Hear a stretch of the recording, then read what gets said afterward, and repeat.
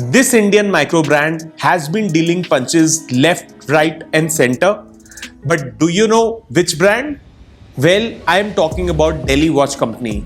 Between brands like Jaipur Watch Company, Bangalore Watch Company, Ajwain, and many such other indigenous brands, I think Delhi Watch Company has really kept the watch community alive and kicking just because they've been launching and restocking watches after watches day after day.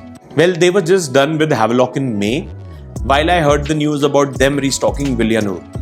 This particular watch came out on 3rd of June and it was sold out very quickly, while the older model of this one came back in October 2022 when a lot lesser people between the watch community knew about it and we never took them seriously back then. So that's why you can see the kind of improvement that has gone to relaunch this particular watch that we have with us today, which is Delhi Watch Company's Villianur. Before I go on to blabber more about this watch, give us a shout out and do subscribe to my channel, because the idea here is to create a thriving community for us watch lovers and especially those who are just starting their watch collecting journey. Let's look at the Villianur. But first things first, why the name Villianur? So I did some research and I stumbled upon a small village called Villianur in the district of Pondicherry. Now if you split the name, Vilva means bale tree and Ur means village. So you get the logic now. As you open the box, you can get a glimpse of the warranty card snuck behind. This comes with a 1-year warranty. You can also get a glimpse of the watch put on a faux leather foam.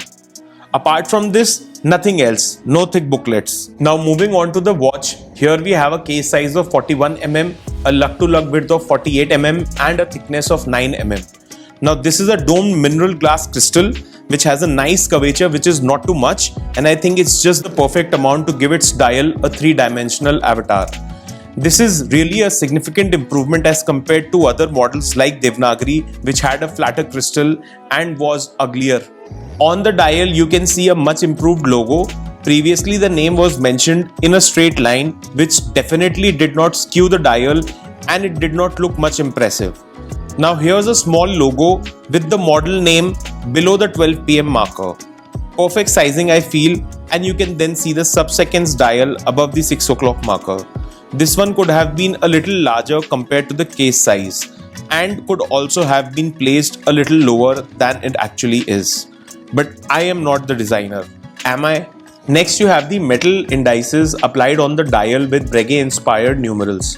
Those could also have been a little larger in my opinion for better visibility.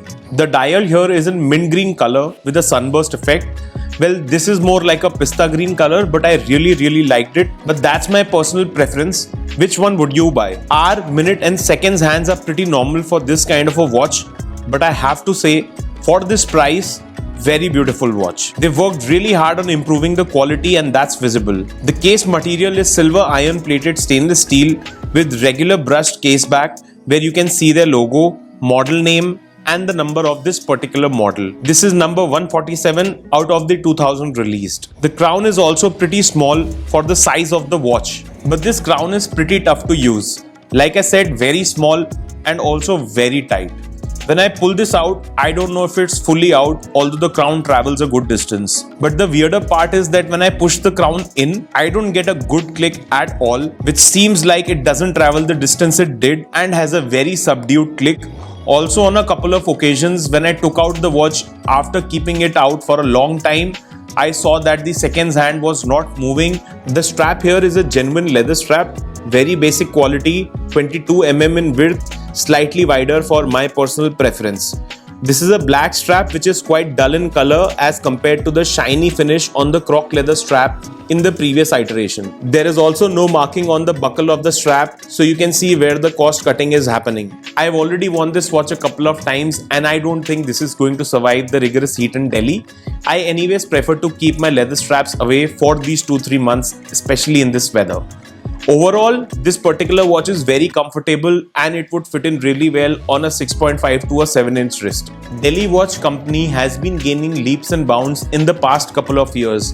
The kind of collection they had 2 years ago and the kind of collection they have now, there's a massive difference, especially in the kind of quality that they have been able to improve upon.